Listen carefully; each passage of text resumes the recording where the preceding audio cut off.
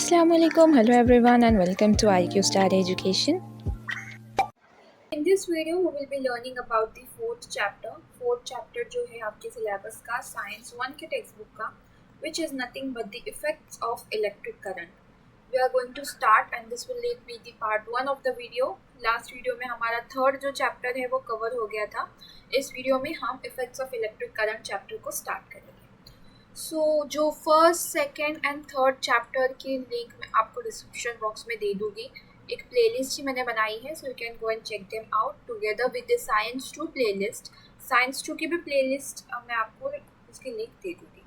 It will be very helpful for you, so you can go and check them out. So let's start. So before starting हमें पहले जानना है electricity किसे कहते हैं. हमारे चैप्टर के नेम में ही है इफेक्ट्स ऑफ इलेक्ट्रिक करंट. तो फिर इलेक्ट्रिसिटी होती क्या है? इलेक्ट्रिसिटी की जब हम बात करें तो it is nothing but the study of charges. हमें पता है चार्जेस दो टाइप के होते हैं, एक पॉजिटिव चार्ज होता है और एक निगेटिव चार्ज होता है. तो इन दोनों भी चार्जेस को स्टडी करना अच्छे से, उसे हम क्या बोलेंगे? इलेक्ट्रिसिटी बोलेंगे. अब इलेक्ट्रिसिटी दो टाइप के होते हैं. एक होता है static electricity and the second type is the current electricity. तो स्टैटिक इलेक्ट्रिसिटी मतलब कि चार्जेस जो कि रेस्ट पे है, स्टैटिक है, और करंट यानी कि जो मोशन में है, जो चार्जेस मोशन में है. तो हमें इस चैप्टर में करंट इलेक्ट्रिसिटी को स्टडी करना है, दैट इज जो चार्जेस मोशन में है. So we are going to study about the charges which are at motion. अब the next thing is that why metal is a good conductor of electricity. हम हमेशा बोलते हैं metals are good conductor of electricity, heat and electricity. So why they are good conductors of heat and electricity? So जब भी हम metal की बात करें तो metal क्या है? एटम डोनर, इलेक्ट्रॉन डोनर है. वो क्या करता है? हमेशा इलेक्ट्रॉन को डोनेट करता है. उसके आउटर मोस्ट शेल में जो इलेक्ट्रॉन होते हैं वो उसे वैलेंस करने के लिए क्या करता है? इलेक्ट्रॉन को डोनेट करता है. अब वो जब इलेक्ट्रॉन को डोनेट करेगा तो ऐसे यहाँ पे उसके एटमॉस्फेयर में और भी बाकी एटम्स और भी बाकी मेटल्स रहेंगे जो क्या करेंगे? उनके इलेक्ट्रॉन्स को डोनेट करते जाएंगे. तो इस तरीके से उस एटमॉस्फेयर में बहुत सारे इलेक्ट्रॉन्स हो जाएंगे जिनका क्या होगा? जो कि क्या कहलाएंगे? फ्री इलेक्ट्रॉन कहेंगे उन्हें. क्या बोलते हैं? Free electron. तो बहुत सारे फ्री इलेक्ट्रॉन यहाँ पे हो जाते हैं जिसकी वजह से वो क्या करते हैं? चार्ज कैरी करते हैं और इसीलिए उन्हें गुड कंडक्टर ऑफ इलेक्ट्रिसिटी बोला जाता है. क्या है? वो निगेटिव चार्ज यहाँ पे कैरी करते हैं और that's why they carry the, you can know, charge carry करने से वो इलेक्ट्रिसिटी भी अच्छे से जनरेट कर सकते हैं. So that's why they are known as the good conductors of electricity. अब बात करते हैं इलेक्ट्रिक चार्ज की. तो इलेक्ट्रिक चार्ज को हम Q से भी डिनोट करते हैं. अब एक्चुअल में इलेक्ट्रिक चार्ज है क्या? तो ये एक फंडामेंटल प्रॉपर्टी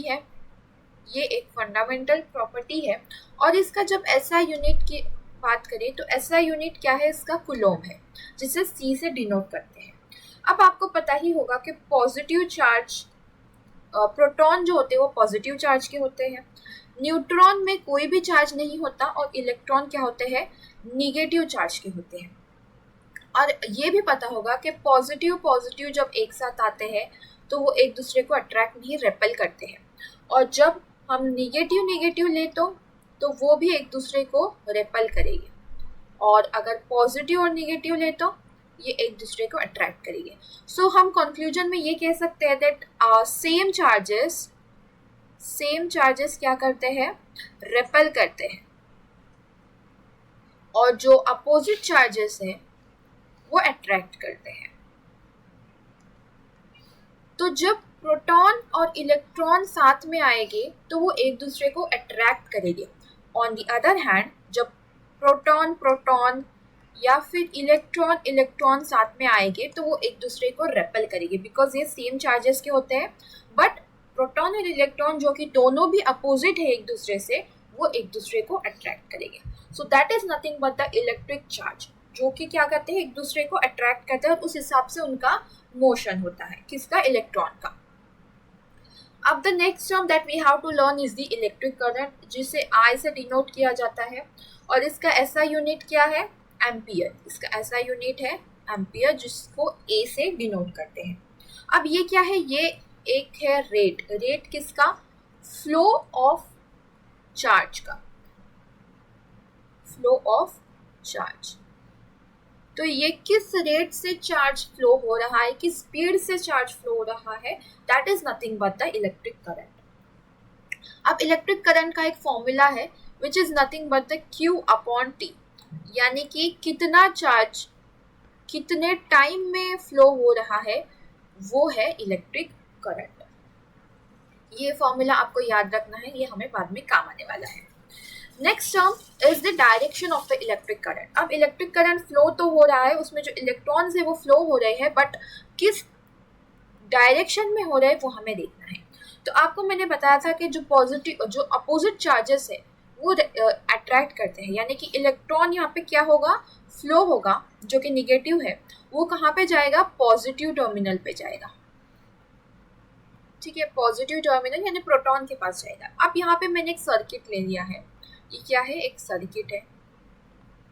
यहाँ पे जब हम यहाँ पे बैटरी लगाएंगे, पॉजिटिव इस साइड में, निगेटिव इस साइड में, तो निगेटिव साइड से जो इलेक्ट्रॉन है वो यहाँ ऐसे ट्रैवल करेंगे और वो कहाँ जाएंगे, पॉजिटिव टर्मिनल के पास जाएंगे, यानी कि इस तरफ। तो वो इस तरीके से उनका इलेक्ट्रिक करंट क्या होगा, फ्लो होगा।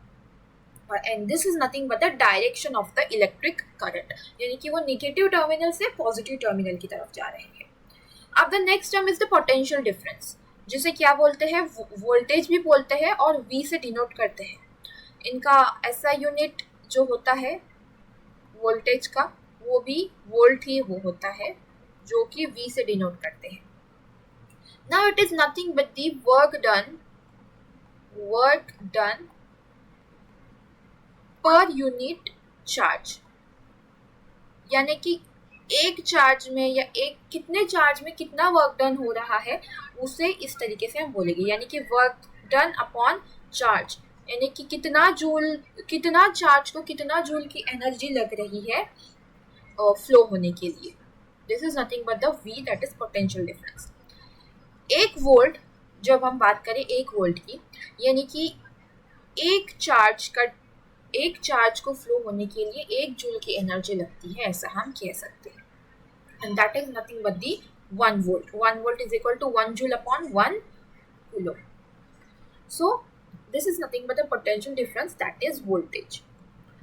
Now the resistance. अब रेजिस्टेंस एक ऐसी चीज है जो कि हम इसे कह सकते हैं एक अपोजिशन चार्ज है, जो कि फ्लो होता है इलेक्ट्रिक करंट में। बहुत सारे यहाँ पे लेट्स से कि इलेक्ट्रॉन्स है जो इस डायरेक्शन में फ्लो हो रहे हैं, बट यहाँ से एक इलेक्ट्रॉन आता है और इनको टकराते टकराते चला जाता है, तो इसकी वजह से वो एक तरह का रेजिस्टेंस दे देता है, जिसकी वजह से जो इलेक्ट्रॉन्स है वो उनकी स्पीड कम हो जाती है, इलेक्ट्रिक करंट का जो फ्लो है वो रुक जाता है, इसीलिए ये इसे रेजिस्टेंस बोलते हैं। अब रेजिस्टेंस जो है उसका भी एक फॉर्मूला है,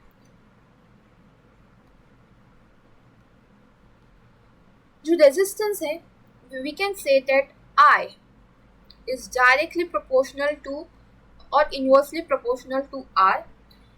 I क्या है, यहाँ पे करंट है, I करंट है और R इज द रेजिस्टेंस। तो जितना करंट बढ़ेगा उतना रेजिस्टेंस कम होगा। यहाँ पे अगर रेजिस्टेंस बढ़ गया तो करंट कम होगा, यानी कि अपोजिट होता है, इसीलिए इनवर्सली प्रोपोर्शनल कहते हैं। अब इसको दे दिया हमने इक्वेशन नंबर 1।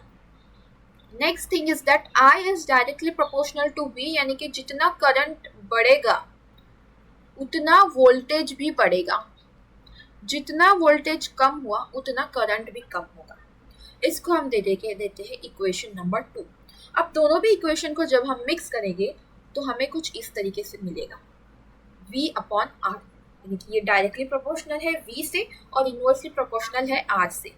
और जब हम इसको थोड़ा एडजस्ट कर लेंगे हमें कुछ इस तरीके से फॉर्मूला मिलेगा, that is nothing but the V is equals to I R, और इसे ही हम ओहम्स लॉ कहते हैं, ओहम्स लॉ। ठीक है, ये हो गया रेजिस्टेंस की बात।